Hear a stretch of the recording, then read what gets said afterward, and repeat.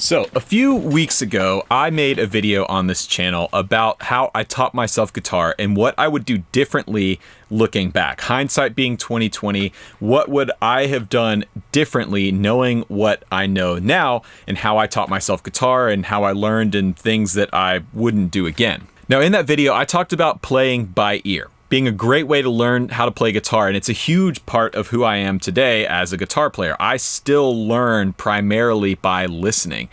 But I noticed that there were some comments in that video of people asking about how do I do that? How do you play by ear? It seems counterintuitive. It seems hard to do. So today's video is going to be all about playing by ear. I think it's the best bang for your buck for guitar players to learn how to play. You're working on ear training, you're learning new stuff, you're getting a better understanding of the instrument and the fretboard, and if you're learning from your favorite artists or your favorite songs, you're getting an insight into how they did what they did, whether it's chord progressions or solos or melodies or licks. Learning by ear, I think, is one of, if not the best ways to learn guitar. So that's what we're going to talk about in today's video. Quickly, before we get started, if you'd like to support the channel, you can check out the links in the description box down below. You can find links to my tone course, the green room, merch, all that is in the description box down below. There are some affiliate links down there as well for the gear that I use to make these videos. If you buy something through that link, I earn a small commission, which really helps me out in making these videos. With all that out of the way, let's jump in. So, what does it mean to play by ear? If you're new, it might sound kind of confusing. Basically, playing by ear is just the act of listening to something, a vocalist, another guitar player, or a whole song, and being able to replicate that on your guitar. You listen to it, whether it's a chord progression, a solo, a melody, a single part, and then you can replicate it on your instrument. This is without a doubt the most important skill I have as a guitar player, and in the last 10 years of playing professionally, this is the skill that I rely on the most. This is a skill set that people like Tim Pierce and Tom Bukovac have relied on throughout their entire careers to be able to do what they do. It's incredibly important. I really can't stress that enough. You need to be able to know how to play by ear. So let's say you are a complete beginner at this and you don't know where to start when it comes to practicing and playing by ear. Well, I like to start broad and then work my way down. Now you can start with either chord progressions or single note melodies or solos, but what I would recommend, especially if you're new, is to start relatively simple. Start with something where you can clearly hear what the guitar is doing or the vocal melody or whatever it is that you're trying to transcribe. There's not a lot else happening. Now, personally, I think a really good place to start here is with pretty simple chord progressions. So in Luna here, I have recorded just a quick chord progression, very simple.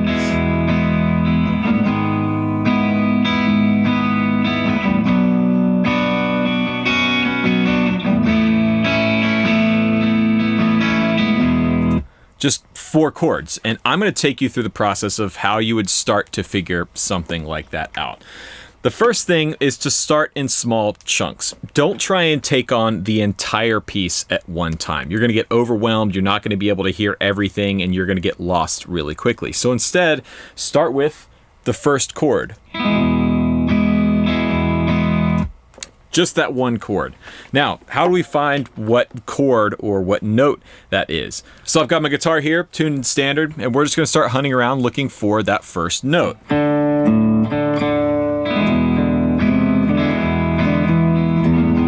There it is. First note is open E. So we know that that's the root of our chord. Now we want to listen again and try and figure out what type of chord are they playing. We can tell right there it's not an E minor because it's clashing, right? It doesn't sound quite right. So what if it's E major?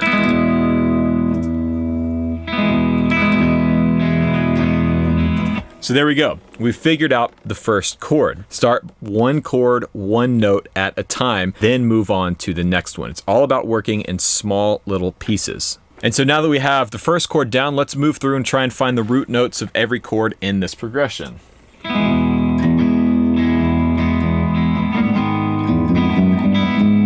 There's chord 2.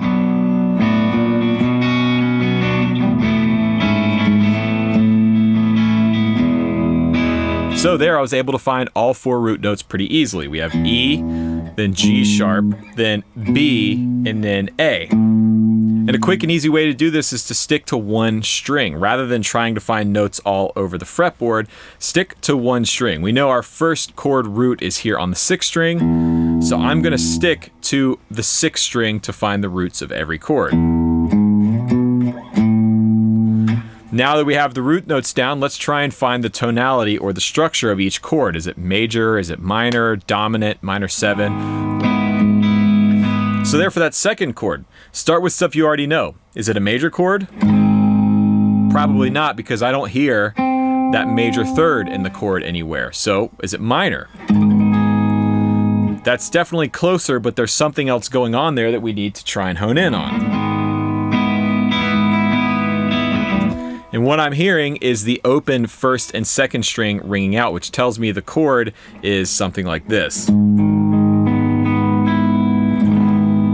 Finding the chord voicing is the next part of the challenge. Now, this is why I recommend starting with something that's relatively simple. You don't want to jump into a song that has a really complex chord progression with really unique voicings when you're first starting out, because it's easy to get overwhelmed trying to figure out chord voicings and shapes that you've never played before and aren't used to hearing. Instead, start with songs that you know, songs that you've listened to for years and years and years. That's incredibly important because you've been internalizing those sounds and those intervals and those melodies for years, which is going to make it easier for you to learn when you're first starting out. So I just rinse and repeat. Find the root note, find the voicing of the chord, major, minor, dominant, diminished, minor 7, whatever it is, and start to piece together that chord progression.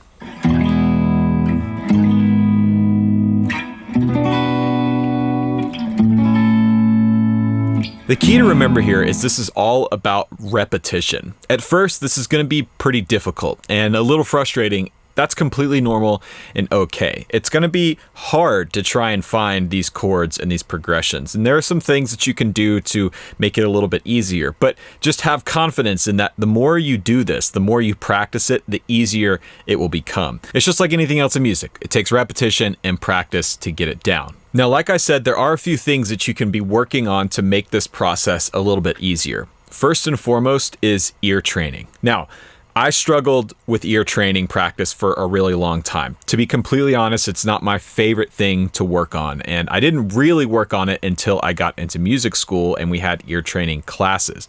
Nowadays, though, there are plenty of tools out there to help practice your ear training. You can download apps on your smartphone. There's plenty of courses available online. In fact, I'll give a quick shout out to my friend Rick Beato. He just released an ear training course, which is a huge, comprehensive look at all things ear training. And if you're not familiar with ear training, it's pretty simple. It's just the practice of listening to and identifying intervals, scales, chords, anything that you would need to know as a musician. Ear training is the practice of listening to and identifying them in real time. So these online resources, these apps are essentially quizzes. It's like working out your ears, listening to something like and being able to tell that that's a major third or perfect fifth or minor 7 chord versus major 7. If you spend time working on your ear training, it makes this process of listening to something and immediately knowing what to play so much easier. Things like Instagram and YouTube are incredible tools to help you out when you are starting to do this as well. Watching one of your favorite players on Instagram as they post new material constantly can be a great way to draw new inspiration and get ideas for playing what you hear. This Joey Landreth piece, for example, I found the other day, and I'm about to sit down with it and steal some of these chord voicings and progression ideas that he's doing in that tuning. And things like this are cool because you can pretty much see what the players are doing, but you don't exactly have a really clear picture. They're not using tablature or putting up any kind of standard notation. So you have to learn to rely on your ear to find out exactly what chord voicings or what licks or single note lines that they're playing. Again, the more you do this, the more reps that you get, the easier and quicker it will be. And eventually you'll get to the point where you can essentially hear something and almost immediately pick it out on your guitar. You'll start to identify chord progressions just by listening to them. And that's a really cool place to be, when you can hear something come on the radio and immediately hear, oh, that's a 6-4-1-5 progression. I might not know exactly the key or exactly what chords they're playing because I don't have perfect pitch, but you can start to develop really great relative pitch. You can hear these cadences, these chord progressions, these intervals, and immediately start to pick them out without even touching a guitar.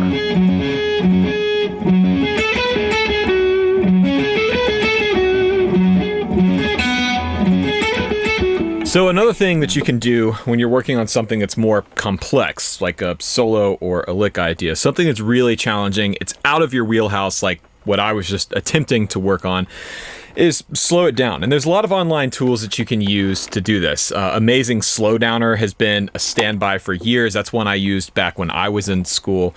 But I actually would recommend against that. Unless you absolutely have to slow something down to hear what's going on, I think it's better, especially if you're a more advanced player or you're trying to move from intermediate style playing to more advanced style playing, I think it's better to try and listen to it at speed and dissect what you're hearing and try and replicate it.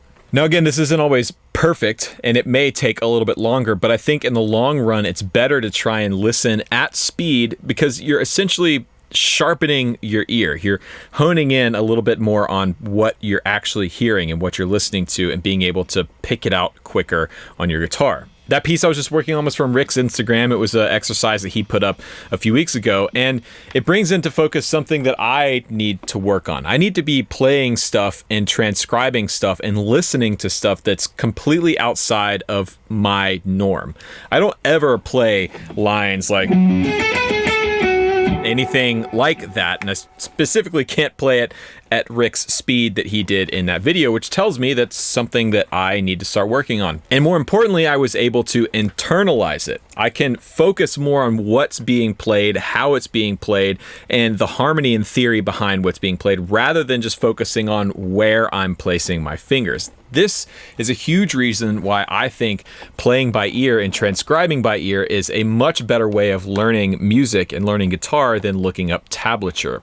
In my career as a guitar player, there's been plenty of times where I've had to learn material for a gig, for a new tour, for a one-off gig or a session where I've been handed charts. And in my experience, if I rely on the charts, if I use the charts to learn the songs, to really learn the music, it's almost impossible for me to play without the chart sitting in front of me because I haven't internalized it. I've relied on learning the piece by reading what that sheet of paper is telling me to do. But if I learn the song or I learn the solo or I learn the piece by listening to it and transcribing it, I internalize it much more quickly and it sticks with me for a long time. If I can learn a new song by listening, I almost never need the chart or the lead sheet. I have it memorized.